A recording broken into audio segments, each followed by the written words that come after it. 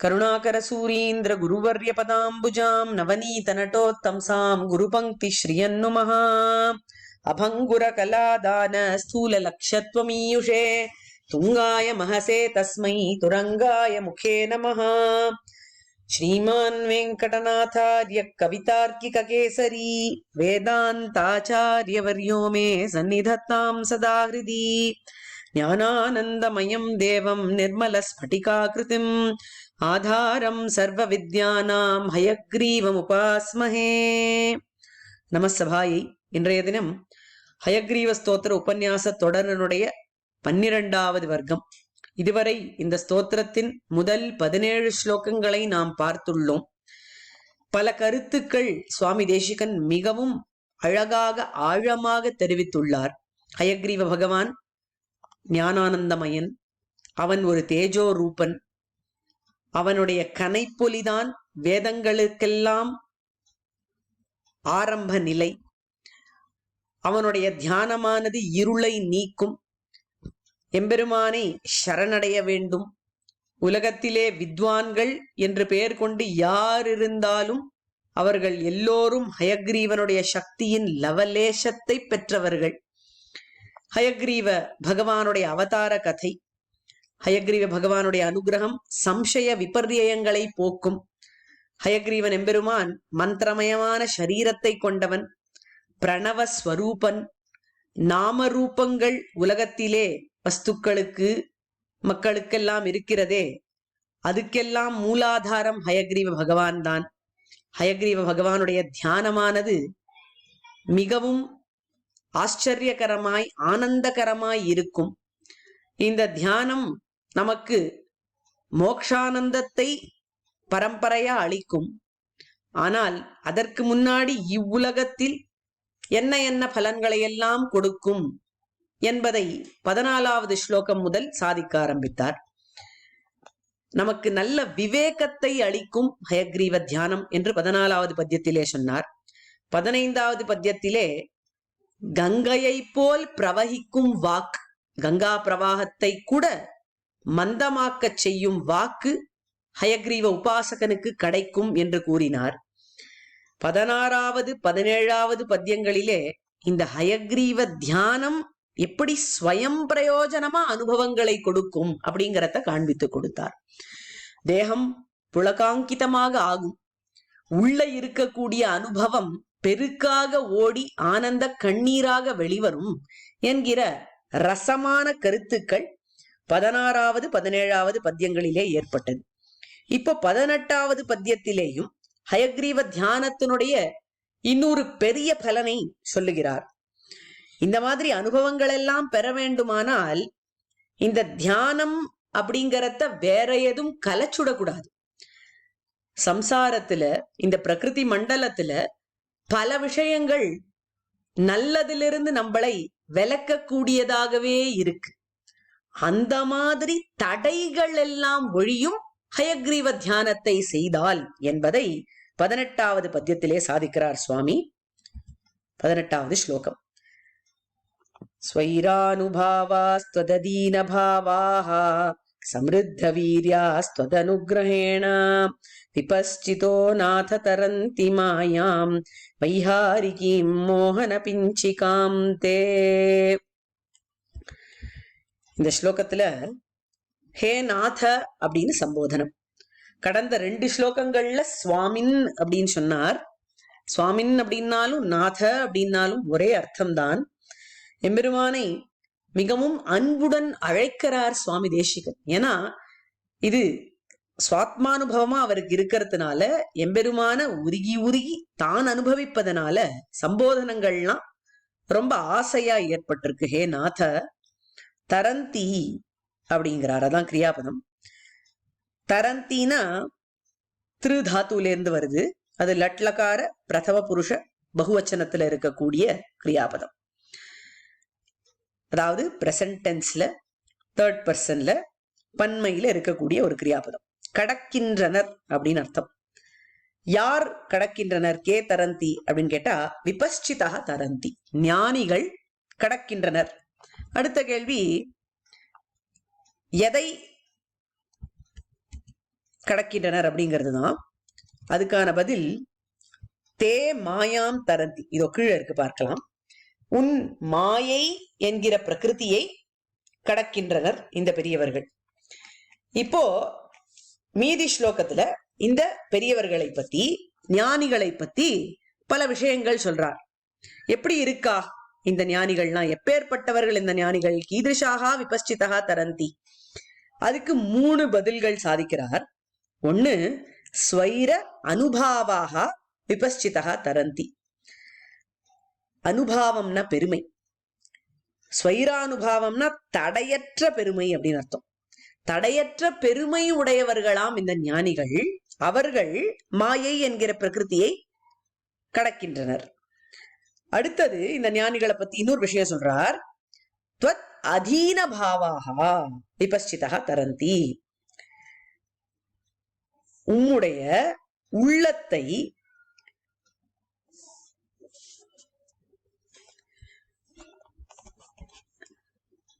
க்ஷமிக்கணும், தங்களுடைய உள்ளத்தை உன் வசமாக்க கூடியவர்களாய் இருப்பவர்கள் இந்த ஞானிகள். அதாவது எம்பெருமானுடைய சங்கல்பத்தை அறிந்து அதற்கு அதீனமாய் நடக்கக்கூடியவர்கள் அப்படின்னு பொருள். மூன்றாவது, சமிருத்த வீரியாக விபஸ்சிதா தரந்தி. நல்ல மன வலிமை உடையவர்கள் இந்த ஞானிகள். மன வலிமை வளர பெற்றவர்கள். அதாவது பக்தி வளர வளர மனசுல இருக்கிற வைராக்கியமும் வளருமாம் இந்த ஞானிகளுக்கு. அதனால சமிருத்த வீரியாகா, நல்ல வீரம் உண்டு, அது வளர்ந்துட்டே இருக்கு, அப்பேற்பட்ட ஞானிகள் அப்படிங்கிறார். ஆக ஞானிகளுக்கு 3 விசேஷணங்கள். முதல், ஸ்வைரானுபாவாக, தடையற்ற பெருமையுடையவர்கள். துவத் அதீன பாவாக, எம்பெருமான் சங்கல்பத்துக்கு அடிபணிந்தவர்கள். மூன்றாவது, சமிருத்த வீரியாக, நல்ல மன வலிமையை விருத்தி செய்யக்கூடியவர்களாய் இருப்பவர்கள். இவர்கள் பிரகிருதி என்கிற மாயையை கடக்கிறார்கள். இப்போ பிரகிருதி என்கிற மாயையை கடக்கிறான்னு சொல்றாளே, அது என்ன சாதாரணப்பட்டதா அப்படின்னு கேட்டா இல்ல. அத பத்தியும் 2 விஷயங்கள் சொல்றார். அந்த மாயா எப்படி இருக்கு? கீதிருஷீம் மாயாம் தரந்தி. எப்பேற்பட்ட மாயை கடக்கின்றனர் அப்படின்னு கேட்டா வைஹாரிகீம் மாயாம் தரந்தி. உன்னுடைய லீலைக்கு சாதனமாய் இருக்கக்கூடிய பிரகிருதியை கடக்கிறார்கள். இந்த பிரகிருதி அப்படிங்கிறது சாதாரணப்பட்டதில்லை. எம்பெருமானுடைய லீலைக்கு அது பயன்படுறது, ஒரு சாதனமாய் இருக்கு. அதனால எம்பெருமானுக்கு பிரயோஜனகரமாய் ஒரு வஸ்து இருக்குமானால் அது எப்பேற்பட்ட பெருமை உடையதா இருக்கும். அதனால அதை கடக்கிறது சுலபம் இல்ல அப்படிங்கறத இந்த இடத்துல சூச்சிப்பிக்கிறார். வைஹாரிகி மாயாம் தரந்தி. அந்த மாயை பிரகிருதி அப்படிங்கிறது எப்படி இருக்குன்னு கேட்டா மோகன பிஞ்சிகாம் மாயாம் தரந்தி. மயக்குகின்ற மயில் தோகை போன்றதாய் உள்ள பிரகிருதி அப்படிங்கிறார். பொதுவா இந்த மேஜிக் ஷோ அதெல்லாம் காமிக்கிறாளே, அதை அந்த காலத்துல காண்பிக்கும் பொழுது ஒரு மயில் தொகையை கையில வச்சுண்டு அதை இப்படி இப்படி ஆட்டுவார்களாம். அப்படியே அந்த மயில் தொகை ஆடுறத பார்த்துட்டே இருக்கும் பொழுது இவ எதையாவது ஒரு ட்ரிக்க பண்ணி திடீர்னு ஒரு சாமானம் முன்னாடி கொண்டு வந்து நிறுத்துவா, இல்ல காண அடிப்பா, அந்த மாதிரி எதையோ பண்ணுவா. அந்த மாதிரி இந்த பிஞ்சிகை அப்படின்னா மயில் தொகைன்னு அர்த்தம். அது மோகன பிஞ்சிகையா இருக்குமா, அது நம்மளுடைய புத்திய அப்படியே பேதளிக்க வச்சிடும், வழி மாத்தி விட்டுடும். எது மேல நம்ம கவனம் செலுத்தின்னு இருக்கோமோ அந்த கவனத்திலிருந்து திசைய மாத்தி வச்சிடும் இந்த பிஞ்சிகை அப்படிங்கிற மயில் தொகையானது. அது மயக்கிடும் நம்மள, மோகன பிஞ்சிகாவா இருக்கும் அப்படிங்கிறார். இந்த பிரகிருதி அப்படிதானா, மோகன பிஞ்சிகாம் மாயாம் தரந்தி. இந்த மாதிரி மயில் தோகை மாதிரி மயக்கக்கூடிய பிரகிருதியை, எம்பெருமானுடைய லீலைக்கு சாதனமாய் உள்ள பிரகிருதியை இவர்கள் கடக்கிறார்கள். வைஹாரிக்கீம் மோகன பிஞ்சிகாம் மாயாம் தரந்தி. சரி, இவாளால மட்டும் எப்படி இவ்வளோ பெரிய மாயை அப்படிங்கிற பிரகிருதியை கடக்க முடியறது சுலபமா அப்படின்னு கேட்டா, எதனால் மாயை கடக்கின்றனர்? கேன மாயாம் தரந்தி அப்படின்னு கேட்டா துவத் அனுகிரகேண மாயாம் தரந்தி. எம்பெருமானே, ஹயக்ரீவா, ஹே நாதா, உன்னுடைய அனுகிரகத்தால் மட்டும்தான் இது முடியும். இல்லைன்னா இந்த சம்சாரத்துல இத்தனை விஷயங்கள் நம்மளை இழுக்க கூடியதா இருக்கு. அது எதுவாக வேணாலும் இருக்கலாம். நாம் பார்க்கக்கூடிய யூடியூப் ஷார்ட்ஸ்லேருந்து ஆரம்பிச்சு வேற எங்கேயாவது சுற்றுலா போகணும் அப்படிங்கிற பர்யந்தம் வெவ்வேறு விஷயங்கள் நம் மனசை ஈர்க்கலாம், நம்மளுடைய காரியங்களை அதன் பக்கலில் அழைத்து செல்லலாம். ஆனால் அப்படியெல்லாம் மாறதில்லை. பார்க்கணும்னா எம்பெருமான் விஷயமான யூடியூப் ஷார்ட்ஸ் தான் பார்க்கணும், செல்ல வேண்டுமானால் கோவிலுக்குத்தான் செல்லணும் அப்படிங்கிற நல்ல புத்தி எல்லாம் எப்ப வரும் அப்படின்னு கேட்டா அது அனுகிரகேன, எம்பெருமானுடைய அனுகிரகம் இருந்தாலொழியே அந்த நல்ல புத்தியானது வராது. சாம்சாரிக மோகங்கள் நம்மளை ஈர்க்காமல் இருக்காது. அப்பேற்பட்ட சாம்சாரிக மோகங்களை எல்லாம் வெல்லக்கூடியவர்களாய் இந்த விபஸ்சிதர்கள் ஞானிகள் இருக்கிறார்கள். காரணம் ஹயக்ரீவ அனுகிரக பாத்திரம் அவர்கள் அப்படின்னு ரொம்ப அழகா சாதிக்கிறார். இப்போ இதனுடைய விசேஷார்த்தங்களை பார்க்கலாம். அதுக்கு முன்னாடி அன்வயத்தை பார்க்கலாம். ஹே நாத, ஸ்வைரானுபாவாக त्वदधीनभावाः समृद्ध வீரியாக விபஸ்சிதா தே வைஹாரிகீம் மோகன பிஞ்சிகாம் மாயாம் त्वत् அனுகிரகேண தரந்தி. இது ரொம்ப சுலபமான அன்வயம். ஹே நாதா சுவாமி, ஸ்வைரானுபாவாக தடையற்ற பெருமை உடையவர்களாகவும் அதீனபாவாக உன்னுடைய சங்கல்பத்தை நன்கு அறிந்து அதன்படியே நடப்பவர்களாகவும் சமிருத்த வீரியாக மிக்க மனவலிமை வளர பெற்றவர்களாய் இருப்பவர்களுமான விபஸ்சிதா ஞானிகள் தே வைஹாரிகீம் மோகன பிஞ்சிகாம் மாயாம் உன்னுடைய லீலைக்கு சாதனமாய் உள்ள மயக்கக்கூடிய மயில் தோகை போன்ற மாயை என்கிற பிரகிருதியை त्वत् அனுகிரகேன உன்னுடைய அனுகிரகத்தினால் மட்டும் தரந்தி கடக்கின்றனர் அப்படிங்கிறார். வேர்ட் பை வேர்ட் மீனிங்க பார்த்தாலும் இதே விஷயம் கிடைக்கும். நாத சுவாமி ஸ்வைரானுபாவாக தடையற்ற பெருமை உடையவர்களாய் त्वत् அதீனபாவாக தம் உள்ளத்தை உன்வசமாக்கியவர்களாய், அதாவது அவருடைய சங்கல்பத்துக்கு அதீனமாய் இருப்பவர்கள் அர்த்தம். விபஸ்சிதா ஞானிகள் சமிருத்த வீரியா ரொம்ப மன வலிமை உடையவர்கள். அவர்கள் வைஹாரிகீம் மோகன பிஞ்சிகாம் மாயாம் விளையாட்டுக்கு சாதனமாய் உள்ள மயக்குகின்ற மயில் தோகை போன்று இருக்கக்கூடிய உன்னுடைய பிரகிருதியை தே மாயா அப்படிங்கறது ரொம்ப சுவாரஸ்யமான விஷயம். இந்த மாயை பிரகிருதி அப்படிங்கறதெல்லாம் அது எம்பெருமானுக்காக செயல்படுறது, அதனால அது ரொம்ப விசேஷமானது அப்படிங்கறத காமிக்கிறார். விசேஷமானது வலிமை வாய்ந்தது ரெண்டுமே காமிக்கிறார். தே மாயாம் உன்னுடைய பிரகிருதியை त्वत् அனுகிரகேன உன்னுடைய திருவருளால் மட்டுமே தரந்தி கடக்கின்றனர் அப்படிங்கிறார். இதனுடைய விசேஷார்த்தங்கள். விபஸ்சிதா அப்படிங்கிறதுக்கு இந்த 2 விசேஷணங்கள் போட்டிருக்காரு. அத பத்தி 2 விதமா வியாக்கியானங்கள் சொல்லியிருக்கார்கள் பெரியவர்கள். விபஸ்சிதா எப்படி இருக்கா, ஞானிகள் எப்படி இருக்கா அப்படின்னு கேட்டா ஸ்வைரானுபாவாக त्वत् அதீனபாவாக அப்படின்னு சொல்றார். அதுல ஸ்வைரானுபாவாக त्वत् அதீனபாவாக அப்படின்னு தனித்தனியா எடுத்துக்கலாம். அதுக்கு என்ன அர்த்தம்னு கேட்டா இப்ப நம்ம அன்வயத்துல பார்த்தா மாதிரி ஸ்வைரானுபாவாகனா தடையற்ற இண்டிபெண்டா, அதாவது அவளுடைய பெருமைக்கு எந்த விதமான பந்தனமும் இல்லை அப்படின்னு அர்த்தம். அனுபாவம்னா பிரபாவம்.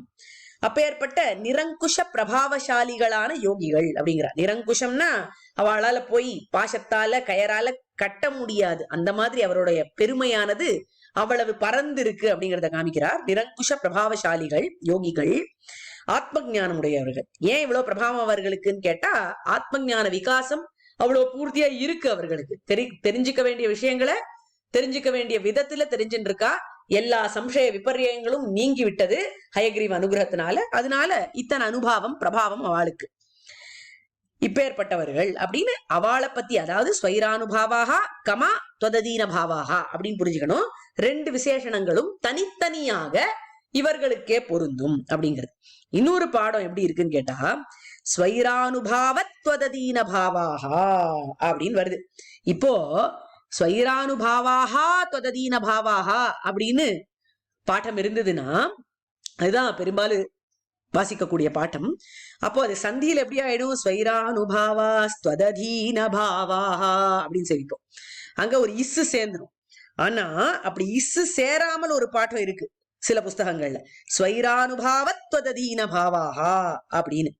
அப்போ ஸ்வைரானுபாவ ஹே ஸ்வைரானுபாவ அப்படின்னு அது சம்போதன பதமா ஆயிடுறது. இந்த ஸ்வைரானுபாவ அப்படிங்கிறது ஹயக்ரீவ பகவான குறிக்கும். எப்படி நாத நாத தரந்தி மாயாம் அப்படிங்கறதுல எப்படி ஹே நாதங்கிறது சம்போதனமா இருக்கோ, விழிச்சொல்லா இருக்கோ, அதே மாதிரி ஹே நாத ஹே ஸ்வைரானுபாவ அப்படின்னு பெருமாளை கூப்பிடுறார் அப்படிங்கிற அர்த்தம் கிடைக்கிறது. இந்த இடத்துல பெருமாள் ஸ்வைரானுபாவர் தான், அவருக்கு தடையற்ற பெருமை இருக்கு அப்படிங்கறத யாரால கேள்வி கேட்க முடியும் இல்லையா? அதனால ஸ்வைரானுபாவன் அப்படின்னே பெருமாளுக்கு திருநாமம். ஆக நாத அப்படிங்கிற பதத்தோட சேர்ந்து ஹே ஸ்வைரானுபாவ ஹே நாத அப்படின்னு சொன்னோமானா ஸ்வைரானுபாவ தொததீன பாவாக விபஸ்சிதா. அப்போ அந்த விபஸ்சிதா அப்படிங்கிற பதத்துக்கு தொததீன பாவாக அப்படிங்கிறது மட்டும் விசேஷணமாக ஆகும். ஸ்வைரானுபாவ அப்படிங்கிற பதம் எம்பெருமான குறிக்கும் அப்படிங்கிற சுவாரஸ்யமான வியாக்கியானம். இப்போ துவத் அதீன பாவாக அப்படிங்கிற விஷயத்தை எடுத்துட்டோமானா எப்படி இருக்கார்கள் இவர்கள்? எம்பெருமானுக்கு அதீனமாய் இருப்பதுன்னா என்ன அர்த்தம்னு கேட்டா 3 விஷயங்கள் ஞாபகம் வச்சுக்கணும். பகவத் பிரீத்தியே நோக்கு. எந்த ஒரு காரியத்தை நம்ம பண்ணினோமானாலும் எம்பெருமானுக்கு அது பிரீத்திகரமாய் இருக்குமா அப்படிங்கிற சிந்தனை எப்பொழுதும் இருந்துட்டே இருக்கணும். அப்படி இருந்தால்தான் யாரும் பொய் பேச மாட்டார்கள். ஒரு வார்த்தை பொய் அப்படிங்கிறது வந்துவிட்டால் எம்பெருமானுடைய பிரீத்திக்கு அது ஹானிகாரகமாய் ஆயிடும். எம்பெருமான் திருவுள்ளம் சீருமா பொய்யை கண்டால். அதனால பொய் பேசக்கூடாது. ஏன் பொய் பேசக்கூடாது? பாவம் வந்து சேரும் அப்படின்னு நினைச்சா இல்ல, எம்பெருமானுக்கு பிரீத்திகரமா இருக்காது, அதனால பொய் பேசக்கூடாது அப்படின்னு நினைப்பர்கள் இந்த விபஸ்சிதர்கள். அதனால பகவத் பிரீத்தியே நோக்கு அப்படிங்கிறது முதல் விஷயம். அடுத்தது ஆக்ஞாதி லங்கனம் கிடையாது. எம்பெருமான் சாஸ்திரத்துல என்ன விதிச்சிருக்கானோ அதை மீறி நடக்க மாட்டார்கள் பெரியவர்கள். ஏனெனில் எம்பெருமானுடைய பிரீத்தி போய்விடும். ஆக்ஞாதி லங்கனம் பண்ணிவிட்டா எம்பெருமான் அவர்களை துரோகி அப்படின்னு கருதுவானோ. ஆக்ஞாச்சேதி மம துரோகி என்று சொல்லுகிறான் எம்பெருமான். அதனால அப்பேற்பட்ட துரோகத்தை போய் எம்பெருமானுக்கு பண்ண முடியுமா? ஆக்ஞாதி லங்கனம் அப்படிங்கிறது துரோகமாச்சே அப்படின்னு அஞ்சி ஆக்ஞாதி லங்கனம் செய்ய மாட்டார்களாம் இவர்கள். அது மட்டும் இல்ல, இவர்கள் எப்படி இருப்பார்கள் அப்படின்னு கேட்டா சம்சார ஏஷ பகவன் அபவர்கயேவ அப்படின்னு சுவாமி தேசிகன் சாதிக்கிறார். இந்த பூலோகத்துல இருந்த பொழுது கூட நித்திய முக்தர்கள் மாதிரி பாவனையோடு இருப்பார்களாம். எம்பெருமானே உன்னுடைய கைங்கரியமே பிரதானம், உன்னுடைய பிரீத்திதான் நோக்கு, நீ கட்டளையிட்டதை நான் மீறமாட்டேன், உன்னுடைய கைங்கரியத்திலேயே ஊறி இருப்பேன் அப்படின்னு ஒருவர் இங்க இருந்தாரானால் இந்த சம்சாரமே அவருக்கு அபவர்க்கம் போல இருக்கும். அவர் நித்தியர் போலவும் முக்தர் போலவும் இருப்பார் மனசளவுல அப்படின்னு சொல்லுகிறார்கள். அதனாலதான் இவர்களுக்கு இத்தகைய தடையற்ற பெருமை ஸ்வைரானுபாவர்கள் அப்படின்னு சொல்றதுக்கு காரணம் துவததீன பாவர்களா இவர்கள் இருக்கிறதுனாலதான் அப்படிங்கிற ஆச்சரியமான வியாக்கியானம் இவ்விடத்துல சேவிக்கலாம். அடுத்தது சமிருத்த வீரியாக துவதனுகிரகேண அப்படிங்கிறார். அதாவது இந்த இடத்துல துவதனுகிரகேண தரந்தி அப்படின்னு அனுகிரகத்தினால இந்த மாயையை கடக்கிறார்கள்னு ஒரு விஷயம் இருக்கிறது. இப்படி சமிருத்த வீரியர்களாகவும் துவததீன பாவர்களாகவும் ஸ்வைரானுபாவர்களாகவும் இந்த விபஸ்சிதர்கள் ஞானிகள் ஆவதற்கு காரணம் உன்னுடைய அனுகிரகம் தான் அப்படின்னு. இவ்வளோ பெருமை வாளுக்கு இருக்கு, இத்தனை வீரியம் இருக்கு, இத்தனை மன வலிமை இருக்குன்னா அதுக்கு என்ன காரணம்? அதுக்கும் எம்பெருமான் அனுகிரகம் தான் காரணம். இத்தனை பெருமை வாளுக்கு இருக்கு அதனால கடக்கிறா, கடக்கிறதுக்கு எம்பெருமான் காரணம், எம்பெருமான் அனுகிரகம் காரணம் அப்படின்னு மட்டும் நினைச்சுக்க வேண்டாம். இத்தனை பெருமை இருக்கிறதுக்கே முதல்ல அவருடைய அனுகிரகம் தான் காரணம் அப்படிங்கிறத காண்பிக்கிறார். இப்போ எப்படி வீரமுடையவர்களாக, அதாவது மன வலிமை உடையவர்களாக எப்படி இருக்கிறார்கள் அப்படின்னு கேட்டா பக்தி யோகம் பண்றதுக்கு நல்ல மன வலிமை தேவை. அதுக்கு தகுதியுடையவர்கள் தான் இந்த ஞானிகள் விபச்சித்தர்கள் அப்படின்னு சொல்லியிருக்கா. ஆனா அந்த பக்தி யோகத்திலையும் 2 விதம் இருக்கிறது. அது எப்படி அப்படின்னு கேட்டா நேரடியா அந்த யோகத்துல ஈடுபடுறது. ஆனா நேரடியா ஈடுபட்டு அப்படி பண்ணிட்டு இருந்தா அது பூர்த்தி ஆகுமோ ஆகாது அது நிச்சயம் இல்லை. ஆனா சத்வாரக பிரபத்தி நிஷ்டர்களாய் அவர்கள் ஆகிவிட்டார்களானா அந்த பக்தி யோகம் நிச்சயம் கைகூடும். என்ன அர்த்தம்னு கேட்டா, அடியேன் இந்த பக்தி யோகத்தை செய்கிறேன், இந்த பக்தி யோகமானது உன்னுடைய அனுகிரகத்தினால நல்லபடியாக பூர்த்தியாகி அதனுடைய பலனான நீ உன்னுடைய அனுகிரகத்தாலேயே கிட்ட வேண்டும் அப்படின்னு சாத்விக தியாகத்தோட பக்தி யோகம் செய்வதற்கான பிரபத்தி செய்தால் அந்த பக்தி யோகம் நிச்சயமாக பலிக்கும். அதனாலதான் பக்தி யோகத்துக்கு சத்வாரக பிரபத்தி அப்படின்னே பேர். அது ஒரு வழியாக பிரபத்தி செய்து மோட்சம் போறது. பக்தி அப்படிங்கிறதுதான் அவ தேர்ந்தெடுத்த மார்க்கம், உபாயம். ஆனால் அந்த உபாயம் நல்லபடியாக கை கூடுவதற்கு ஒரு பிரபத்தி செய்கிறார்கள். அதனால பிரபத்தி இல்லாமல் மோட்சம் இல்லை அப்படிங்கிறது உறுதியாக நிக்கிறதீங்க அப்படிங்கிறது நமக்கு தெரியாது. என்னவா இருந்தாலும் பிரபத்தி பண்ணணும். நேரடியா பிரபத்தி பண்ணி மோட்சம் போனா அவ கெட்டிக்கார, ஒரே பிரபத்தியோட முடிஞ்சு போயிடுறது. ஆனால் சில பேருக்கு வலிமை அதிகம், மன வலிமை அதிகம், அதுவும் எம்பெருமான் அனுகிரகத்தினால வந்ததுதான். அதனால யோக்கியதை இருக்கிறதுனால பக்தி யோகம் பண்ணலாம் அப்படின்ற எண்ணத்தையும் எம்பெருமான் அவளுக்கு கொடுக்கிறான். ஏன்னா அந்த பக்தி யோகத்தினுடைய பெருமை அப்பதான் உலகத்துக்கு தெரியும். அதனால அப்படி ஒரு எண்ணத்தையும் ஏற்படுத்துகிறான் எம்பெருமான். ஆனால் அந்த பக்தி யோகம் பூர்த்தியாக வேண்டும், ஆனாலும் அவன் திருவடியிலே சரணாகதி செய்ய வேண்டும். பக்தி யோக பூர்த்திக்காக ஒரு பிரபத்தி செய்ய வேண்டும். அதனால என்ன சொல்றார் அப்படின்னு கேட்டா, அனுகிரகேண சமிருத்த வீரியா, பக்தி யோகத்தை செய்வதற்கு வலிமை உடையவர்களாக உன்னுடைய அனுகிரகத்தினால் இவர்கள் ஆகிறார்கள். காரணம் இவர்கள் செய்த பிரபத்தி அப்படிங்கிறது இவ்விடத்துல கிடைக்கிறது. நிர்விக்ன யோக பூர்த்திக்கான பிரபத்தி செய்தவர்கள் என்று பொருள். இப்போ இன்னொரு பாடமும் உண்டு. இந்த ஸ்வைரானுபாவம் அப்படிங்கிறது ஸ்வைரானுபாவம் அப்படின்னு ஒரு பாடம் இருக்கு சில இடத்துல. அது மாயாம் அப்படிங்கிற பிரகிருதியோட போய் சேர்றது. தடையற்ற பெருமையுடையது அப்படிங்கிறது தான் ஸ்வைரானுபாவங்கிற சப்தத்துக்கான அர்த்தம். இது 3 பேருக்கும் ஒட்டும். ஒண்ணு பெருமாளே ஸ்வைரானுபாவ அப்படின்னு சொல்றதுனால, ஸ்வைரானுபாவாகா அப்படின்னு சொல்றதுனால அது ஞானிகளுக்கு யோகிகளுக்கு ஒட்டும்னு தெரியுது. ஸ்வைரானுபாவம்னு பாட்டம் வருது, அது மாயாம் அப்படிங்கிறதுக்கு போய் சேரும். மாயாம் அப்படிங்கிறது பிரகிருதியை குறிக்கும் இவ்விடத்துல. இப்போ தே மாயாம் அப்படிங்கிற தொடர் எடுத்துட்டோம்னா, எம்பெருமானே உன்னுடைய மாயை அப்படின்னு ரொம்ப பெருமையா சொல்றார். எம்பெருமானும் மம்மாயா துரத்தியா அப்படின்னு என்னுடைய மாயை அப்படிங்கறத உடைக்க முடியாது அப்படின்னு சொல்றான். உடைக்கிறதுக்கு என்ன வழி அப்படின்னு அர்ஜுனன் கேட்கும் பொழுது, மாமேவ பிரபத்யந்தே மாயாமேதாம் தரந்தித்தே அப்படிங்கிறார். எவர் ஒருவர் என்னை சரணடைகிறார்களோ அவர்களால் மட்டுமே இந்த மாயையை கடக்க முடியும் அப்படின்னு எடுக்கிறார். இந்த கீதையில இருக்கிற விஷயங்கள் அப்படியே மாயாம் தரந்தி அந்த வார்த்தைகள் எல்லாம் எடுத்து இந்த ஸ்லோகத்தை சாதிக்கிறார் சுவாமி. அதனால என்ன தெரியுது அப்படின்னு கேட்டா, ஹயக்ரீவன் எம்பெருமான் கண்ணன் எம்பெருமான் என்ன அனுகிரகத்தை பண்ணானோ அதையும் பண்ணக்கூடியவன் அப்படின்னு தெரியுது. கீதோபதேசம் செய்தவன் கண்ணன் எம்பெருமான் அந்த அவதாரத்துல. ஆனா உண்மையில அது என்னது? அது ஞானத்தை கொடுப்பது தானே. அதனால ஞானத்துக்கு இருப்பிடமான ஹயக்ரீவனே அந்த இடத்துல கண்ணன் என்கிற மூர்த்தியை எடுத்து உபதேசம் பண்ணினான் அப்படின்னும் சொல்கிறார்கள் ஆச்சாரியர்கள் வியாக்கியானங்களிலே ரசமாக. இப்போ சரம ஸ்லோகத்துக்கு ஒரு தியான ஸ்லோகம் இருக்கிறது. இப்போ எல்லா ரகசியங்களுக்குமே, அதாவது 3 ரகசியங்களுக்குமே ரகசிய திரயத்துக்கு ஒரு தியான ஸ்லோகம் சொல்லி இருக்கிறது. சமாஸ்ரயண மாணவர்கள் தினந்தோறும் இந்த 3 ரகசியங்களை ஜபிக்க வேண்டும். குறைஞ்சபட்சம் 10 தடவையாவது ஒரு ரகசியத்தையும் ஜபிக்கணும். அப்படி ஜபிக்கிறதுக்கு முன்னாடி ஒவ்வொன்றுத்துக்கும் ஒரு தியான ஸ்லோகம் அப்படிங்கிறது இருக்கு.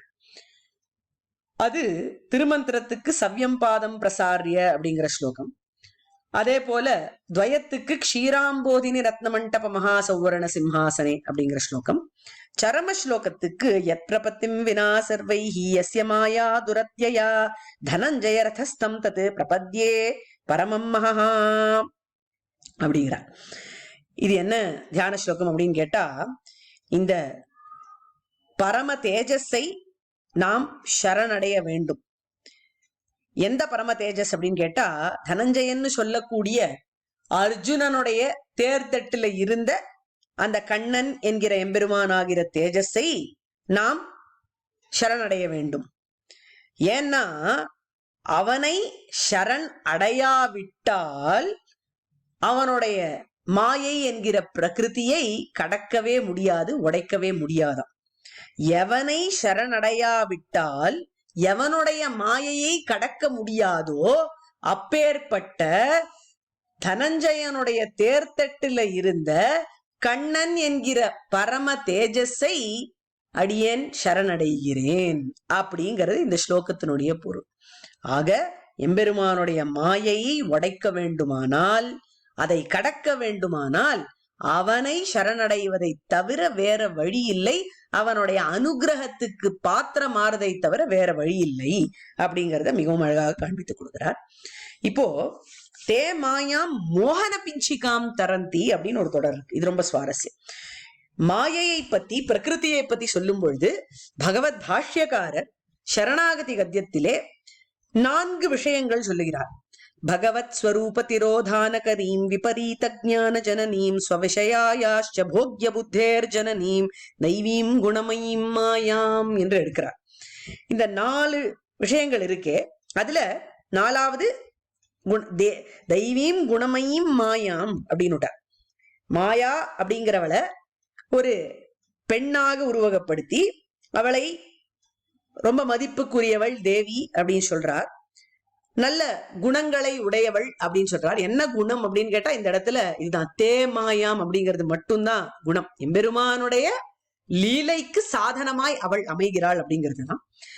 இந்த மாயைக்கு 3 விசேஷணங்கள் சொல்றார் பாஷ்யக்காரர். அதுக்கு என்னென்ன பொருள்னு பார்க்கலாம்.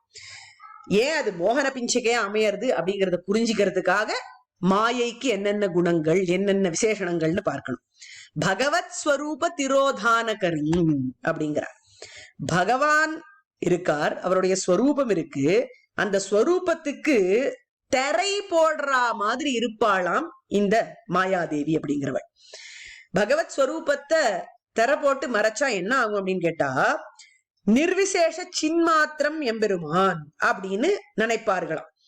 அதாவது கல்யாண குணங்களே கிடையாது பிரம்மத்துக்கு அப்படின்னு கல்யாண குணங்களை மறைக்கக்கூடிய ஒரு திரை. அப்படி இல்லைன்னா சித்து அச்சித்து ஈஸ்வரன் இவ எல்லாருமே ஒண்ணுதான், ஏகதிரவிய பரிணாமாக ஒன்னேதான், அதுல பேதம் கிடையாது அப்படின்னு அந்த விசிஷ்ட தன்மை இருக்கே அத்வைத்தமான பரபிரம்மத்துக்கு, அந்த விசிஷ்டமாகிற தன்மைக்கு போடக்கூடிய ஒரு திரை இந்த மாயையாம். அதுக்கு மேல இன்னொன்று இருக்கு, நிரீஸ்வரவாதம் அப்படிங்கிறது. ஈஸ்வரனே இல்லை, ஈஸ்வரன் அப்படிங்கிறவனுடைய இருப்புக்கே திரை போடக்கூடியவளாம் இந்த மாயை. அஸ்தித்வமே இல்ல அப்படின்னு அந்த அளவுக்கு மறைக்கக்கூடியது பிரகிருதி ஆகிற மாயை. அதுதான் பகவத் ஸ்வரூப திரோதானகரீம் அப்படிங்கிறதுக்கான வியாக்கியானம். அடுத்தது விபரீத ஞான ஜனனி. சரி, ஏதோ இருக்கு, ஆனா அது சரியா புரிஞ்சிக்க முடியுது. விபரீதமா இருக்கு ஞானம், ஏதோ தப்பு தப்பா புரிஞ்சிக்க கூடியதா நமக்கு புத்தி செயல்படாது. காரணம் என்ன? இந்த மாயையினுடைய சம்பந்தம், பிரகிருதியினுடைய சம்பந்தம். விபரீத ஞானம் எப்படி ஏற்படும் அப்படின்னு கேட்டா, தேகாத்ம பிரமம். இந்த சரீரமே ஆத்மா, அதனால சரீரத்தையே போஷிக்க வேண்டும், சரீரத்தையே ஆராதிக்க வேண்டும், சௌக்கியமா இருக்க வேண்டும் அப்படிங்கிற எண்ணங்கள்லாம் வந்துடும். இன்னொன்னு சுதந்திராத்ம பிரமம்.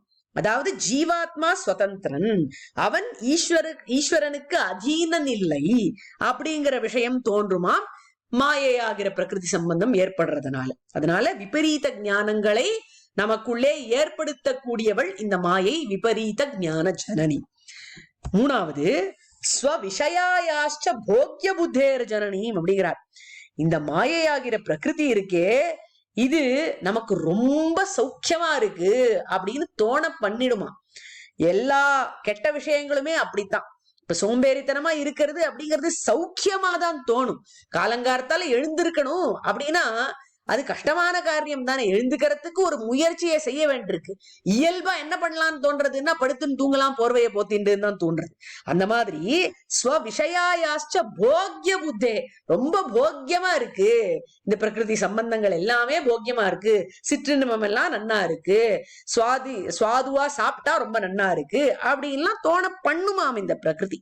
அது எப்படி சொல்றா சுவாமி தேசிகன்னு கேட்டா, ஜுகுப்சா வகங்களான பிரகிருதி விஷயங்களில் ஈடுபாடு.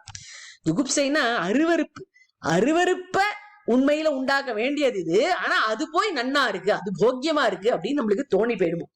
எப்படி இந்த பன்றி எல்லாம் சேத்துலயே விளையாடும், அந்த சேரு அதுக்கு போக்கியமா இருக்குன்னு அதுக்கு தோணுமா, அது நமக்கு புரியாது, ஆனா அதுகளுக்கு அதுவே போக்கியம். அந்த மாதிரி பிரகிருதி ஆகிற மாயையிலே மனுஷன் இருந்துட்டே இருந்தான்னா அதுதான் புருஷார்த்தம், அதுதான் நன்னா போக்கியமா இருக்கு அப்படின்னு தோணி போயிடும். அந்த மாதிரி இருக்கிறதுனால என்ன ஏற்படும் கடைசியிலன்னு கேட்டா, பகவத் விஷயத்துல நிராகரிப்பு வந்துடுமா. அது தேவையில்லை, அது நமக்கு இல்லை அப்படின்னு தோணாட ஆரம்பிச்சிருமா. இந்த காலத்துல நிறைய யுவகர்கள் யுவதிகள்லாம் அதுதான் சொல்றா. இந்த கோவிலுக்கு போறது சம்பிரதாய விஷயங்கள்லாம் இது எங்களுக்கு இல்ல, எங்களுக்கான வயசு இதுக்கு இல்ல, எங்களுக்கு எங்க ஜெனரேஷனுக்கு இல்ல அப்படின்லாம் ரொம்ப சுலபமா சொல்லிவிடுறான். என்ன காரணம்னு கேட்டா ஸ்வவிஷயாயாச்ச போக்ய புத்தேர் ஜனனி. இதுதான் சுவாமி தேசிகன் எடுக்கும் பொழுது இதெல்லாம் ஏன் இப்படி இருக்கு அப்படின்னு கேட்டா, இந்த பிரகிருதி அப்படிங்கிறது ஒரு மோகன பிச்சிகை அப்படிங்கிறார். பகவத் ஸ்வரூப திரோதானகரீம் விபரீத ஜான ஜனனீம் ஸ்வவிஷயாயாச்ச போக்ய புத்தேர் ஜனனீம் என்கிறபடியே இம்மூல பிரகிருதி முதலான மோகன பிஞ்சிகை தன்னாலே அப்படின்னு இருக்கிறார். இந்த மூல பிரகிருதி அப்படிங்கிறது ஒரு மோகன பிஞ்சிகை அப்படின்னு ரகசியத்திரய சாரத்திலே எடுக்கும் பொழுது இந்த 3 விஷயங்களை சரணாகதி கத்தியத்திலிருந்து எடுத்து காட்டுறார் சுவாமி. இதே மோகன பிஞ்சிகைங்கிற சப்தத்தை இந்த ஹயக்ரீவ ஸ்தோத்திரத்தினுடைய 18வது பத்தியத்திலே சுவாமி சாதிச்சதுனால இது எல்லாத்தையும் சேர்த்து நம்ம இப்ப அனுபவிச்சோம். இந்த 18வது ஸ்லோகத்தை நன்கு நாம் சேவித்தோமானால் சம்சார விஷயங்கள் நம்மளை ஈர்க்காது, அதையெல்லாம் வெல்லலாம். மாயை என்கிற மோகன பிஞ்சிகையை வெல்லலாம் எம்பெருமான் ஹயக்ரீவனுடைய அனுகிரகத்தினால, துவத் அனுகிரகேன. இதனுடைய கீ பாயிண்ட்ஸ், இந்த விபஸ்சிதா அப்படிங்கிற இடத்துல சமிருத்த வீரியாக க்ஷமிக்கணும், ஸ்வைரானுபாவாக அப்படிங்கிற இடத்துல 2 விதமா அர்த்தங்கள் பார்த்தோம். ஸ்வைரானுபாவாக, ஸ்வைரானுபாவ, அதனுடைய அர்த்தங்கள். பகவானுடைய மாயை எப்பேற்பட்டது, மோகன பிஞ்சிகை அப்படிங்கறத பத்தி சுவாமி தேசிகன் எவ்வளவு அழகா சாதிச்சிருக்கார் அப்படிங்கிறதும் பலஸ்ருதி. 19வது ஸ்லோகம். பிராங்நிர்மிதானாம் தபசாம் விபாகாஹ பிரத்யக்ர நிஸ்ரேயஸ சம்பதோ மே சமேதிஷீரம் ஸ்தவ பாத பத்மே சங்கல்ப சிந்தாமணயः பிரணாமஹ.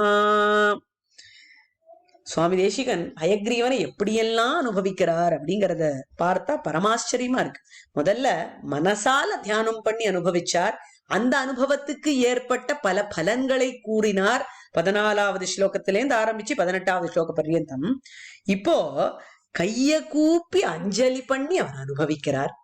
அந்த அஞ்சலிக்கு எப்பேற்பட்ட பெருமை, ஹயக்ரீவனை குறிச்சு செய்யக்கூடிய பிரணாமங்களுக்கு அந்த அஞ்சலிக்கு என்ன வைபவங்கள்லாம் இருக்கு அப்படிங்கறத இந்த ஸ்லோகத்துல ஆச்சரியமா சாதிக்கிறார். இந்த ஸ்லோகத்துல ஆச்சரியமான ஒரு கிரியாபதம் சமேதிஷீரன் அப்படிங்கிறது கிரியாபதம். இது ஆஷீர் லிங் அப்படிங்கறதுல ஏற்பட்டிருக்கு. அதாவது சம்ஸ்கிருதத்துல தசலகாரங்கள் உண்டு. நம்ம இந்த டென்ஸ் அப்படின்னு சொல்றோம், ஆங்கிலத்துல மூடு அப்படின்னு சொல்றோம். இந்த டென்ஸ் மூடு ரெண்டுத்தையும் சேர்த்து சம்ஸ்கிருதத்துல லகாரங்கள்னு சொல்றா. அதுல பெனடிக்டிவ் மூட் அப்படிங்கிறதுதான் ஆஷீர்லிங் அப்படிங்கிறது. இது எந்த இடத்துல பிரயோகப்படுத்துவா அப்படின்னு கேட்டா, இப்படி இருக்க கடவது அப்படின்னு சொல்லணும்னா இந்த மாதிரி இருக்கட்டும் அப்படின்னு ஒரு பெனடிக்ஷன் சொல்லணும் அப்படின்னா அந்த சமயத்துல இந்த ஆஷீர்லிங்க பிரயோகப்படுத்துறது வழக்கம். சமேதி ஷீரன் அப்படின்னா வளர்ந்து கொண்டே இருக்க கடவன அப்படின்னு பன்மையில சொல்றாரு. இந்த இடத்துல என்னது வளர்ந்துட்டே இருக்கணும்? கே சமேதி ஷீரன் அப்படின்னு கேட்டா, மே பிரணாமாக சமேதி ஷீரன், என்னுடைய பிரணாமங்கள் என்னுடைய வந்தனங்கள் வளர்ந்து கொண்டே இருக்க வேண்டும், இருக்க கடவன அப்படிங்கிறார். குத்திர சமேதி ஷீரன், எங்க இந்த பிரணாமங்கள் வளரணும், எவ்விடத்தில் வளர வேண்டும் அப்படின்னு கேட்டா, தவ பாத பத்மே சமேதி ஷீரன், பெருமானே உன்னுடைய திருவடி தாமரையில என்னுடைய வந்தனங்கள் வளர்ந்து கொண்டே போக வேண்டும், எப்பொழுதும் உன்னுடைய திருவடி தாமரைகளை நான் கை குப்பித்து சேவித்துக் கொண்டே இருக்க வேண்டும் அப்படின்னு உருகி பாடுகிறார். இப்போ இந்த வந்தனங்கள் எப்பேற்பட்டது அப்படிங்கறத பத்தி மீதி ஸ்லோகம் ரொம்ப ஆச்சரியமான விஷயங்கள் சாதிக்கிறார். வந்தனத்தை பத்தி 3 விஷயங்கள். கீதிருஷாக பிரணாமாக, எப்பேற்பட்ட வந்தனங்கள், அந்த பிரணாமங்களுக்கு என்னென்ன வைபவம் அப்படிங்கிறது 3 விசேஷணங்கள். முதல்ல பிராக் நிர்மிதானாம் தபசாம் விபாகாக பிரணாமாக. பிராக்னா முன்னாடி அப்படின்னு அர்த்தம். முற்பிறவிகளில் செய்யப்பட்ட தவன்களுடைய பலனாய் இருக்கக்கூடிய பிரணாமங்கள். ஒருத்தருக்கு எம்பெருமான போய் சேவிக்கணும், அவனை பார்த்து கை கூப்பணும்னு தோன்றதுன்னா அது நிச்சயமா பூர்வ ஜென்மத்தினுடைய புண்ணியம்தான். பூர்வ ஜென்மங்கள்ல ஏதோ சுகிருத்தம் இருக்கிறதுனால இன்னைக்கு உன்னை வணங்கணும்னு தோன்றது.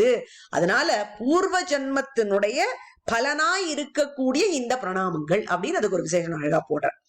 அடுத்தது பிரத்யக்ர நிஸ்ரேயச சம்பதா பிரணாமாக அப்படிங்கிறார். சம்பத்துனா இந்த இடத்துல செல்வம்னு அர்த்தம். எந்த செல்வத்தை பத்தி பேசுறாருன்னா மோக்ஷம் அப்படிங்கிற செல்வம். இந்த மோக்ஷம் அப்படிங்கிற செல்வத்தை அழிக்க வல்லதான பிரணாமங்கள் அப்படின்னு அர்த்தம். அது எப்பேற்பட்ட மோட்சம் அப்படின்னு கேட்டா பிரத்யக்ர நிஸ்ரேயச சம்பதா அப்படிங்கிறார். இதுவரை பெறாத மோட்சம். அதாவது இன்னைக்கு இந்த சம்சாரத்துல இங்க உட்காந்து நம்ம பேசிட்டு இருக்கோம், கேட்டு இருக்கோம், இந்த இடத்துல உழண்டு இருக்கோம் அப்படின்னா அதுக்கு காரணம் இது வரைக்கும் நம்மளுக்கு மோட்சம் அப்படிங்கிற சம்பத்து கிடைக்காதுதான். அதனால இதுவரை கிடைக்காத அந்த மோக்ஷம் அப்படிங்கிற சம்பத், நிஸ்ரேயஸ் அப்படின்னா மோட்சம்னு அர்த்தம். பிரத்யக்ர நிஸ்ரேயச அப்படின்னா முன்னாடி இதுவரைக்கும் பார்க்காத ஒரு விஷயம், இது வரைக்கும் கிடைக்காத ஒரு விஷயம், துர்லபமான ஒரு விஷயம், அந்த மோட்சம், மோட்சமாகிற செல்வம், சம்பத்து, அதை அழிக்க வல்லதான பிரணாமங்கள். பிரத்யக்ர நிஸ்ரேயச சம்பதா பிரணாம. அது மட்டும் இல்ல, மூணாவது சொல்றார் ஆச்சரியம், சங்கல்ப சிந்தாமணியா, நினைச்சதையெல்லாம் தரக்கூடிய சிந்தாமணி ரத்னத்தை போல் இருக்கக்கூடிய பிரணாமங்கள் அப்படின்னா. ஆக பிரணாமங்கள் எப்படி இருக்கு? 3 விதமா இருக்கு. பிராக் நிர்மிதானாம் தபசாம் விபாகாக, முற்பிறவியில செய்யப்பட்ட தவத்தினுடைய பலனா இருக்கு. பிரத்யக்ர நிஸ்ரேயச சம்பதா, இதுவரைக்கும் பார்க்காத ஆச்சரியமான மோட்ச பதவி என்கிற சம்பத்தை தரவல்லதா இருக்கிறது. சங்கல்ப சிந்தாமணியா, என்ன சங்கல்பிக்கிறோமோ அதை பூர்த்தி பண்ணி நடத்தி தரக்கூடிய சிந்தாமணி ரத்னமாய் இருக்கக்கூடிய இந்த பிரணாமங்கள் மே பிரணாமாக, என்னுடைய பிரணாமங்கள். தவ பாத பத்மே சமேதிஷீரன், உன்னுடைய திருவடி தாமரைகளிலே எப்பொழுதும் வளர்ந்து கொண்டே இருக்க கடவன அப்படின்னார். பிராக் நிர்மிதானாம் தபசாம் விபாகா பிரத்யக்ர நிஸ்ரேயச சம்பதோமே சம்பதா சங்கல்ப சிந்தாமணியமாக மே பிரணாமாக தவ பாத பத்மே சமேதிஷீரன் அப்படிங்கிறது அன்வயம். இப்பதான் அர்த்தத்தை பார்த்தோம். வேர்ட் பை வேர்ட் மீனிங்க பார்த்தோம்னாலும், பிராக் நிர்மிதானம் முற்பிறவிகளில் செய்யப்பட்ட தபசாம் விபாகாக தவங்களின் பயன்களாய் பிரத்யக்ர நிஸ்ரேயச சம்பதா இதுவரை பெறாத மோட்சம் என்னும் செல்வத்தை அழிக்க வல்லதாய், சங்கல்ப சிந்தாமணியா நினைத்த பலனை அளிப்பதில் சிந்தாமணி என்னும் ரத்னம் போன்றதாய் உள்ள மே பிரணாமா என் வந்தனங்கள் தவ பாத பத்மே சமேதிஷீரன், உன்னுடைய திருவடி தாமரைகளில் வளர்ந்து கொண்டே இருக்க கடவன அப்படின்னார். இப்போ இந்த முன் ஸ்லோகத்தோட நம்ம சங்கதி பார்க்கணும், தொடர்பு பார்க்கணும். எம்பெருமான் அயக்ரீவன் பக்தி யோகம் செய்பவர்களுக்கு மாயையாகிற மோகன பிஞ்சிக்கையை நீக்கி கொடுப்பான். பிரபத்தி செய்தவாளுக்கு என்ன பண்ணுவான் அப்படிங்கிறதுக்கு தான் பதில் வருது இந்த ஸ்லோகத்துல. ஒருத்தன் பிரபத்தி பண்ணி விட்டான் அவருடைய திருவடி தாமரை இல்லைன்னா அப்புறம் என்ன, அவனுக்கு எல்லாமே கிடைச்சிடும். சிந்தாமணி ரத்னத்தை போல எம்பெருமான் இந்த இடத்துல பலன் கொடுக்கிறான் அப்படின்னு இதுவும் பலத்தை அளிக்கக்கூடியதான ஸ்லோகமாவே இருக்கு. இந்த இடத்துல பிரணாமாக அப்படிங்கிற சப்தத்தினால பிரபத்தி குறிக்கப்பட்டிருக்கு அப்படிங்கிறது தெரிகிறது. இப்போ பிராங் நிர்மிதானாம் தபசாம் விபாகாஹா அப்படின்னு எடுத்துட்டோமானா, பிரபத்தி செய்யும் புத்தி அப்படிங்கிறது ஒரு சுக்ருத விசேஷத்தினாலதான் வருது அப்படிங்கிறத பாக்குறோம். அந்த சுக்ருத விசேஷம் எதுவா வேணாலும் இருக்கலாம். கிருச்ரம் சாந்திராயணம் அப்படிங்கிற பெரிய பிராயஷ்சித்த செயல்களை ஒருவன் செய்தானால் அவனுடைய பெரிய பாப்பங்கள் எல்லாம் நீங்கி பிரபத்தி செய்ய வேண்டும் அப்படிங்கிற நல்ல புத்தி அவனுக்கு வருவான். அது மட்டும் இல்ல, இந்த ஆழ்வார்களுடைய ஸ்ரீசூக்திகளுக்கெல்லாம் பலஸ்ருதி நிறைய சொல்லும் பொழுது நாரணடி கீழ் நண்ணுவாரே திருமாலடி சேர்வர்களே அப்படின்லாம் சொல்லப்பட்டிருக்கு. இப்போ அந்த பதிகத்தை சேவிச்சாலானா நேரடியா அவளுக்கு மோட்சமா அப்படின்னு கேட்டா அது எப்படி புரிஞ்சுக்கணும்னா, பரம்பரையா அது ஏற்படுறது. இந்த மாதிரி ஸ்ரீசூக்திகளை எல்லாம் சேவிச்சுண்டே இருந்தா அவளுக்கு பிரபத்தி செய்ய வேண்டும் அப்படிங்கிற நல்ல புத்தி தோன்றி அதன் காரணமாக மோட்சம் அவர்களுக்கு ஏற்படுறது அப்படிங்கிறது கிடைக்கிறது. அதனால பிராக் நிர்மிதானாம் அப்படிங்கிறதுனால முன்பிறவிகளிலே செய்யப்பட்ட புண்ணிய காரியங்களோ இல்ல அழ்வாராச்சாரியர்கள் ஸ்ரீசூக்திகளை வாசித்தல் அப்படிங்கிற பெரிய சுக்ருதமோ இவர்களுக்கு ஏற்படுறது. இதனால என்ன ஆயிடுறதுன்னா, இவர்கள்லாம் விபாக்கர்களா ஆயிடுறாளாம். விபாக்கர்கள்னா பக்குவ நிலை அடைந்தவர்கள் அப்படின்னு அர்த்தம்.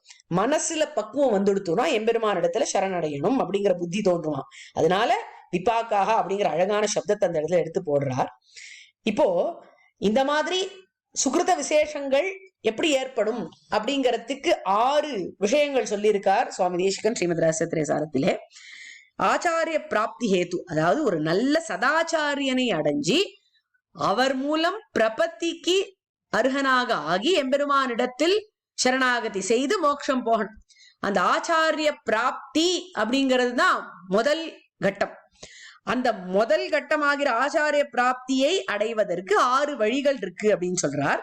அதுதான் ஈஸ்வரஸ்ய சௌஹார்தம், எதிர்ச்சா சுகிருதம், விஷ்ணோஹோ கட்டாட்சம், அத்வேஷம், ஆபிமுக்கியம், சாத்விகைஹி சம்பாஷணம் அப்படிங்கிறது. ஈஸ்வரஸ்ய சௌஹார்தம் அப்படின்னா என்ன அர்த்தம்னு கேட்டா, எம்பெருமானுக்கு சுகிருத்தாய் இருக்கக்கூடியது, எம்பெருமானுக்கு அனுகூலமாய் காரியங்களை செய்வது. எம்பெருமானுக்கு ஒரு விஷயம் பிடிக்கும், அவனுக்கு அர்ச்சனை செய்தால் பிரீத்தி அப்படின்னு அர்ச்சனை செய்வது. அவனுடைய பிரீத்திக்காக அர்ச்சனை செய்யணும், நம்மளுடைய பேர் சொல்லி செய்யக்கூடாது, அதுவும் அவரிடத்துல முக்கியம். அந்த மாதிரி எம்பெருமானுக்கு உற்சவாதிகள் நடத்துறது, உற்சவங்கள்ல போய் கலந்துக்கிறது, இதெல்லாம் அவனுக்கு பிடிச்ச விஷயங்கள். அந்த மாதிரி செய்யறது ஒரு காரணமா இருக்கலாம். அடுத்தது எதிர்ச்சா சுகிருதம், ஏதோ நேர்ந்த ஒரு புண்ணியம், தானாக போய் செய்யவில்லை, புத்தி பூர்வமாக அதுக்கு முயற்சி செய்யவில்லை. ஒரு பசுவை துரத்திண்டு போனான் ஒருத்தன், அந்த பசு கோவில வலம் வந்தது, அதனால இவனும் வலம் வந்தான் அப்படின்னா அதுவும் புண்ணியமாக கருதப்படுமாம். ஆனால் அது தெரிஞ்சு செய்யப்பட்ட சுகிருதம், புண்ணியம் அல்ல, எதிர்ச்சா சுகிருதம். அடுத்தது விஷ்ணோஹோ கட்டாட்சம் அப்படிங்கிறார். அதுதான் ஜாயமான கட்டாட்சம். ஒருவனுக்கு கர்ப்பத்திலே இருக்கும் பொழுது எம்பெருமானுடைய கட்டாட்சம் ஏற்பட்டதுன்னா அவன் பெரிய ஞானியாக விளங்குவான், பிரகலாதனை போல, பரீட்சித்தை போல.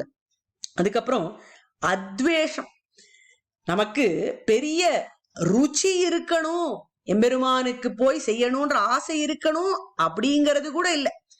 எம்பெருமான் விஷயமா ஒருவர் பேசுறார் அப்படின்னா காத பொத்திண்டு போகாமல் இருந்தா போரும். கண்டாகர்ணனை போல நாராயணா அப்படின்னு பேர் சொன்னாலேயே அவன் மணியை ஆட்டுவானா, அது காதுல விழக்கூடாது, அந்த மாதிரி இருக்கக்கூடாது. அத்வேஷம், துவேஷம் இல்லாமல் பார்த்துக்கணும். அதுக்கடுத்தது ஆபிமுக்கியம், எம்பெருமான் விஷயமா யாரோ ஏதோ சொல்றா அப்படின்னா அதை காது கொடுத்து கேட்கறது. அந்த மாதிரி கைங்கரியங்கள்ல முடிந்தவரை கலந்துக்கிறது. அதாவது நாம முயற்சித்து அதுக்கு பிரயாசப்பட்டு செய்யறது அப்படிங்கிறது ஈஸ்வரஸ்ய சௌஹார்தம்ல வந்துடும். நமக்காக இன்னொருத்தர் செய்யறார், இல்ல ஏதோ ஒரு காரியத்தை, ஒரு நல்ல காரியத்தை ஒருவர் செய்கிறார், அதுல நம்ம போய் யதாசக்தி கலந்துக்கலாம் அப்படின்னு நினைக்கிறது ஆபிமுக்கியம். எல்லாத்துக்கும் மேல சாத்விகைஹி சம்பாஷணம், நல்லவர்களோட தொடர்பு வச்சுட்டாலேயே போதும். எம்பெருமான போய் நாடுவதை காட்டிலும் எம்பெருமான் அடியார்களோட சேர்ந்து இருக்கிறது. ஒரு ஸ்ரீ வைஷ்ணவன் பக்கலிலே வர்த்தித்தல், இருந்து வர்த்தித்தல் அப்படின்னு சுவாமி தேசிகன் அழகாக சாதிப்பார். ஒரு ஸ்ரீ வைஷ்ணவனுடைய சாயையில இருந்துட்டோமானால் எல்லா நன்மையும் நிச்சயம் நமக்கு வந்து சேரும். ஆச்சாரிய பிராப்தி அப்படிங்கிறது கேரண்டீடு அப்படிங்கிறார்.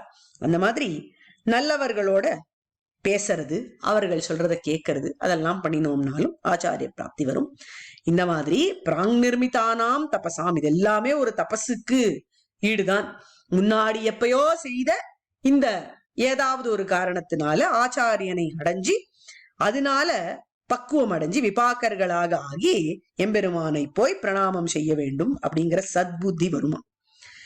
பிரத்யக்ர நிஸ்ரேயச சம்பதா அப்படிங்கிற தொடர எடுத்துட்டோமானா, பிரத்யக்ர அப்படிங்கிற சப்தமானது நூத்தனமானது அப்படிங்கறத குறிக்கும். இது ரொம்ப சுவாரஸ்யம். இந்த ஸ்லோகத்துல பிராக் பிரத்யக் அப்படிங்கிற 2 சப்தத்தையும் உபயோகப்படுத்தியிருக்கார் சுவாமி. அவருடைய கவித்துவ சாமர்த்தியம் இந்த இடத்துல ரொம்ப ரசிக்கணும். பிராக் அப்படின்னா பழமையானது, முன்னாடி இருந்ததுன்னு அர்த்தம். பிரத்யக்ர அப்படிங்கிறது, பிரத்யக் அப்படிங்கிறது அப்புறம் அப்படிங்கிறது அர்த்தம். அதாவது நூத்தனமானது, இப்போ ஏற்பட்டது அப்படிங்கிற அர்த்தத்துல வருது. இப்போ எப்படி இருக்கு இந்த மோட்சம், நிஸ்ரேயஸ் அப்படிங்கிறது மோட்சத்தை குறிக்கும். அது இதுவரை கிடைக்காத ஒரு பாக்கியம். அப்பொழுதைக்கப்பொழுது என் ஆறாவதுமே அப்படின்னு எம்பெருமான் இருப்பானே, அந்த அனுபவம் இதுவரை நமக்கு கிடைத்ததில்லை. எந்த அனுபவமாக இந்த பிரகிருதியாகிற மாயையிலே இருந்தாலும் அந்த மோகன பிஞ்சிகையானது ஏதாவது ஒரு தடையை ஏற்படுத்துகிறது. நம்மளால எம்பெருமான நிர்விக்னமா அனுபவிக்க முடியல. அதனால எம்பெருமானுடைய அனுபவம் நிர்விக்னமா கிடைக்கிறது. அது மட்டும் இல்ல, ஒரு நிமிஷமும் மோக்ஷானந்தத்துல புதுசு புதுசா ஏற்படுமாம் அனுபவமானது. அதுதான் அப்பொழுதைக்கப்பொழுது என் ஆறாவுமே அப்படின்னு ஆழ்வார் சாதிக்கிறார். அதுக்கு மேல இந்த ஒருவன் பிரபத்தி செய்தானால் அவனுக்கு மோக்ஷம் அப்படிங்கிற பலன் எப்போ கிடைக்கும் அப்படின்னு கேட்டா, அவன் எவ்வளவு சீக்கிரம் அது வேணும்னு நினைக்கிறானோ அவ்வளவு சீக்கிரம் கிடைக்கும். அவனுக்கு எவ்வளவு துவரை இருக்கோ, எவ்வளவு விசுவாசம் இருக்கோ, அதுக்கு ஏத்தாப்புல பலன் கிடைக்கும் அப்படிங்கறத விஷ்ணு புராணத்துல ரொம்ப அழகா பராசர மகரிஷி சாதிக்கிறார். தாவதார்த்தி ஸ்தயாவாஞ்சாம் தாவன் மூஹஸ் ததா சுகம் யாவன்ன யாதி சரணம் துவாம் அசேஷ அகநாசனம் அப்படிங்கிறார். ஒருவன் சரணன் அடைகிறானே அவனுடைய பாப்பங்களானது போறது எப்படி அவனுடைய ஆர்த்தி அவனுடைய வாஞ்சா அதெல்லாம் இருக்கிறதோ அதுக்கு ஏத்தா போல அத்தனை சீக்கிரம் அதற்கான பலன் கிடைக்கிறது அப்படிங்கிறார். ஆர்த்த பிரபத்தி, திருப்த பிரபத்தி அப்படின்னு எல்லாம் பல விஷயங்கள் இருக்கு அப்படிங்கிறதையும் சுவாமி தேசிகன் ஸ்ரீமத் ரசத்திரசாரத்திலே எடுக்கிறார். அதனால அந்த மோக்ஷம் அப்படிங்கிற சம்பத்தை ஒருவன் அடைய வேண்டுமானால் அது அவனுடைய துறை எப்படி இருக்கோ அதை பொறுத்து எம்பெருமான் அதை வணங்குகிறான். இது ரொம்ப நூத்தனமா தான் இருக்கு. ஏன்னா எந்த விஷயத்துல எப்படி ஈடுபடுறோமோ அந்த விஷயத்துல அப்படி பலன் கிடைக்கும் அப்படிங்கறத இந்த உலகத்துல நம்ம அனுபவிச்சிருக்கலாம். ஆனால் இந்த பலனானது செய்யக்கூடிய உபாயத்தை பார்க்கும் பொழுது ரொம்ப ரொம்ப பெரிதானது. இது ரொம்ப லகுபாயம் பிரபத்தி அப்படிங்கிறது. ஆனால் அப்பேற்பட்ட லகுபாயத்துக்கே இஷ்டப்படி இஷ்டப்பட்ட சமயத்துல பெரும்பதமாகிற மோட்சம் கிடைக்கும் அப்படிங்கிறது ரொம்ப ரொம்ப ஆச்சரியமான ஒரு உண்மை. அதனாலதான் அத சம்பத்து அப்படிங்கிறார். சம்பதா அப்படிங்கிறது பன்மை, அளவில்லாத ஐஸ்வர்யம் மோட்சம் அப்படிங்கிறத காண்பிக்கிறதுக்காக சொல்லியிருக்கார். வான் இளவரசு வைகுந்த குட்டன் அப்படின்னு ஆழ்வார் எடுப்பார். மோக்ஷானந்தம் அப்படிங்கிறது எப்படி இருக்கும்னு கேட்டா, அங்க போய் அடையற முக்தன் வான் இளவரசு மாதிரி இருப்பானா. இளவரசனுக்கு பொறுப்பு கிடையாது, அவன் சௌக்கியமா அனுபவிச்சுட்டே இருக்கலாம், எதை பத்தியும் கவலைப்பட வேண்டாம். ராஜா அப்படின்னா கூட அவனுக்கு பொறுப்பு அதெல்லாம் இருக்கும். ஆனா இவனோ வான் இளவரசன் அப்படிங்கிறார். வான் இளவரசு வைகுந்த குட்டன் எம்பெருமானத்தான் சொல்றாருங்க. ஆனால் இந்த நித்தியனும் முக்தனும் சாரூபியம் சாயுஜ்யம் எல்லாம் அடைந்த பொழுது எம்பெருமான மாதிரியே ஆனந்த அனுபவத்தை பெறலாம்.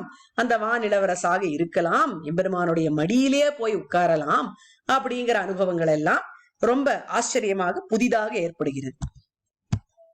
இதற்கு மேலே சங்கல்ப சிந்தாமணையா பிரணாமாகான்னு எடுக்கிறார். இந்த இடத்துல பிரணாமங்களை பத்தி ரொம்ப வசதியா சொல்லியிருக்கார் சுவாமி தேசிகன்.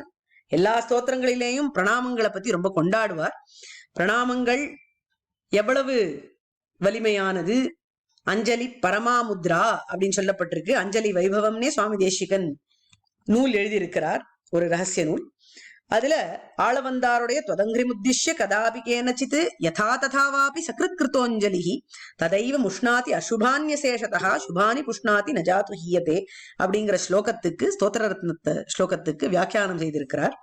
அஞ்சலி அப்படிங்கிறது எப்படி இருக்குன்னு கேட்டா, துவதங்கிரி முத்திஷ்ய உன்னுடைய திருவடியை நோக்கி உத்தேசிச்சு, கதாபி கேனச்சித் எப்பயாவது ஒரு தடவை ஏதாவது ஒரு வகையில யதா ததாவாபி சக்ருத் கிருத்தோஞ்சலி ஏதோ ஒரு வகையில பை ஃபோர்ஸ் கூட ஒரு தடவை கூப்பினால் கூட ததைவ முஷ்ணாதி அசுபானி அசேஷதா எல்லா விதமான அசுபங்களையும் பாப்பங்களையும் போக்கி சுபானி புஷ்ணாதி நஜாதுஹியதே சுபங்களை எல்லாம் பெருகடிக்கச் செய்யும் அப்படின்னு அழகா சாதிக்கிறார். இந்த அஞ்சலி அப்படிங்கிறது சிந்தாமணி அப்படிங்கிறார் இந்த இடத்துல. சங்கல்ப சிந்தாமணியா பிரணாமகாங்கிறார். அது ஏன் சிந்தாமணி? பாப்பங்களை போக்கும், நம்மளுடைய புண்ணியங்களை எல்லாம் வலிமையடைய செய்யும் அப்படிங்கறதுனால அது சிந்தாமணி. அது எப்பேற்பட்ட அஸ்திரமாய் விளங்குகிறது. இந்த சிந்தாமணி அப்படிங்கிறது ஒரு ரத்னம் இல்லையா, கேட்டதையெல்லாம் கொடுக்கக்கூடிய ரத்னம். அது அப்படி கேட்டதையெல்லாம் கொடுக்கக்கூடிய ரத்னம் அப்படிங்கறத எப்படி வியாக்கியானம் பண்றார் அப்படின்னு கேட்டா, நமக்கெல்லாம் என்ன வேணும்? நம்ம எல்லாம் தப்பு பண்றத நிறுத்த போறது கிடையாது, தப்பு பண்ணிண்டே இருப்போம். அப்படி பண்ணிண்டே இருக்கும் பொழுது நமக்கு எம்பெருமானுடைய நிகிரக சங்கல்பம் மட்டும் வேண்டாம். நிகிரக சங்கல்பம் வந்தா அதனால ஏற்படக்கூடிய கஷ்டங்கள் ரொம்ப அனுபவிக்க முடியாம இருக்கு. அதனால அந்த நிகிரக சங்கல்பம் வேண்டாம் அப்படின்னு நம்ம நினைக்கிறோம். எம்பெருமானுடைய நிகிரக சங்கல்பத்துக்குனே ஏற்பட்ட காரியங்களை பண்ணிட்டே இருக்கும். அப்படி இருக்கும் பொழுது எப்படி அவனுடைய நிகிரக சங்கல்பத்தை தடுக்கிறது? அதுக்கு வரம் கொடுக்கிற சிந்தாமணியாக எம்பெருமான் இடத்தில் நாம் செய்யக்கூடிய பிரணாமங்கள் இருக்கு அப்படிங்கிறத வரதராஜ பஞ்சாசத்தினுடைய 30வது ஸ்லோகத்தில் எடுக்கிறார். ஹஸ்தீஷ துக்க விஷதிக்த பலானுபந்தினி ஆப்ரம்ம கீட்டம் அபராஹத சம்பிரயோகே துஷ்கர்ம சஞ்சய வசா துரதிக்ரமேன பிரத்யஸ்திரமஞ்சலிரசௌ தவ நிகிரஹாஸ்திரே அப்படிங்கிறார்.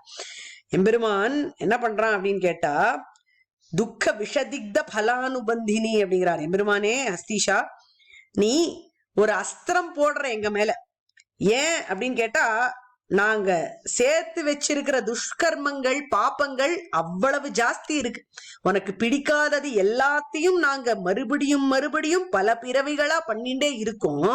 அதனால ஒரு விஷம் தடவிய அம்பு போல உன்னுடைய நிகிரக சங்கல்பத்தை நீ எங்க மேல அனுப்புற.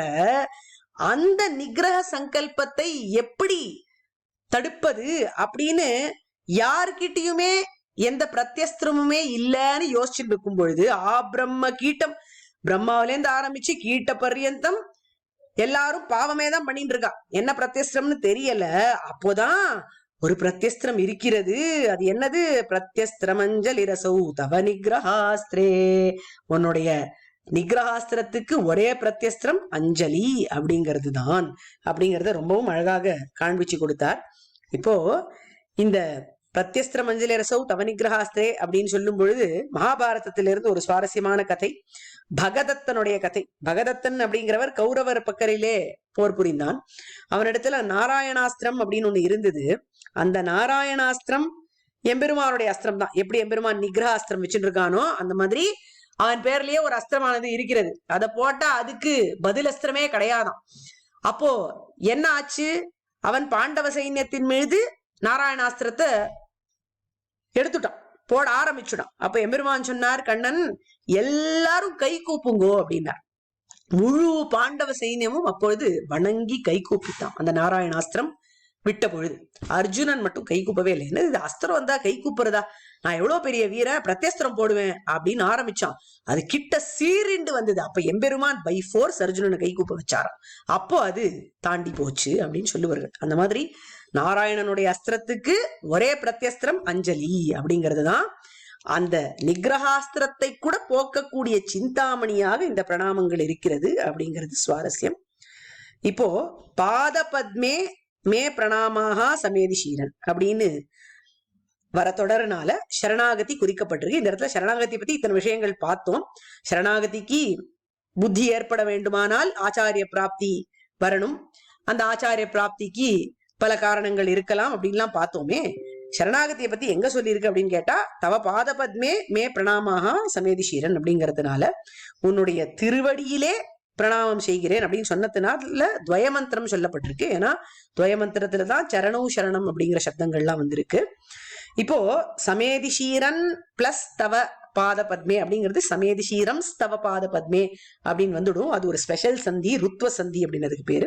அதனாலதான் சமேதிஷீரம் ஸ்தவ பாத பத்மே அப்படின்னு சேவிக்கணும். ஆனா இந்த கிரியாபதமானது சமேதிஷீரன் அப்படிங்கிறது தான். இந்த ஸ்லோகத்தை நம்ம பக்தியோட சேவிச்சோமானா எந்த விதமான பிரச்சனைக்கும் நமக்கு தீர்வு கிடைச்சிடும், பிரத்யஸ்திரம் கிடைச்சிடும். இதுல இருக்கிற கீ பாயிண்ட்ஸ், பிரபத்திக்கு ஆச்சாரிய பிராப்தி ஹேத்து என்ன அப்படிங்கிறது, அப்புறம் பிரத்யக்ர நிச்சேச சம்பத்து அப்படின்னா என்ன அப்படிங்கிறது, பிரணாமங்கள் எப்படி சிந்தாமணியாக ஆகிறது அப்படிங்கிற விஷயம், கடைசியில பலஸ்ருதி. இதுக்கு மேல 20வது ஸ்லோகம் இன்னொரு ஆச்சரியமான பலஸ்ருதி ஸ்லோகம், பலத்தை அளிக்கக்கூடிய ஸ்லோகம். அதை அடுத்த வர்க்கத்திலே பார்க்கலாம். கவிதார்க்கிக சிம்ஹாய கல்யாண குணசாலினே ஸ்ரீமதே வெங்கடேஷாய வேதாந்த குரவே நமஹ.